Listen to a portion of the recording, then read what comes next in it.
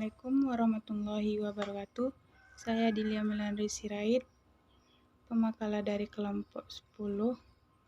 Di sini saya akan melanjutkan penjelasan yang bagian C, yang berjudul Prinsip-prinsip permainan matematika dan sains anak usia dini. A. Permainan matematika diberikan secara bertahap, diawali dengan menghitung benda-benda atau pengalaman peristiwa konkret yang dialami melalui pengamatan terhadap alam sekitar. Yang B. Pengetahuan dan keterampilan pada permainan matematika diberikan secara bertahap menurut tingkat kesukarannya. Misalnya dari konkret ke abstrak, mudah ke sukar, dan dari sederhana ke yang lebih kompleks. Yang C. Permainan matematika akan berhasil pada anak-anak diberi kesempatan berpartisipasi dan dirangsang untuk menyelesaikan masalah-masalahnya sendiri.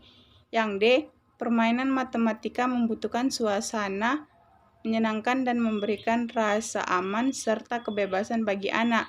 Untuk itu, diperlukan alat peraga atau media yang sesuai dengan tujuan menarik dan bervariasi, serta mudah digunakan untuk tidak membahayakan. Yang E. Bahasa yang digunakan di dalam pengenalan konsep berhitung sejujurnya bahasa yang sederhana dan jika memungkinkan mengambil contoh yang terdapat di lingkungan alam sekitar. Yang F.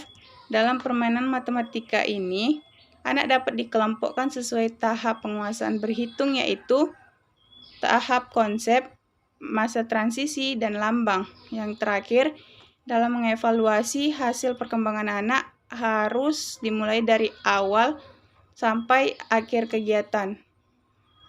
Yang D. Bahasan pengalaman matematika anak usia dini. Beberapa teori yang mendasari permainan matematika anak usia dini adalah sebagai berikut. Yang pertama, tingkat perkembangan mental anak. Jean Piaget menyatakan bahwa kegiatan belajar memerlukan kesiapan dalam diri anak.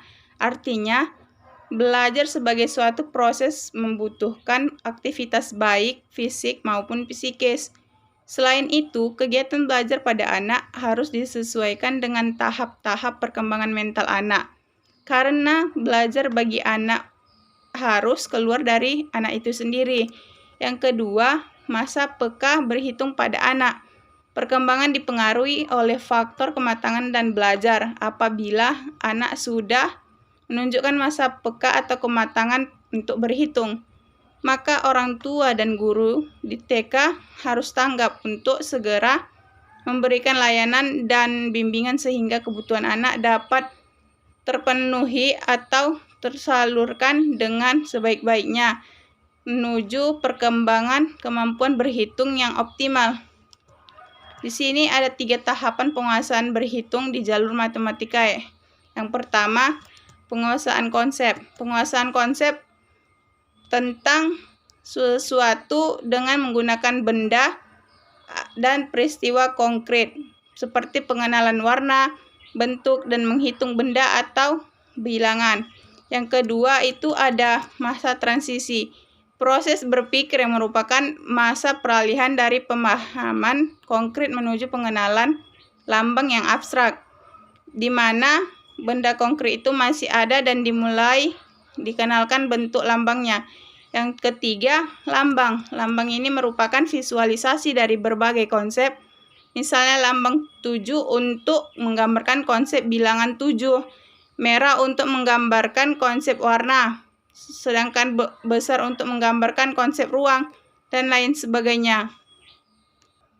Sekian dari penjelasan saya tadi, lebih dan kurang saya mohon maaf. Assalamualaikum warahmatullahi wabarakatuh.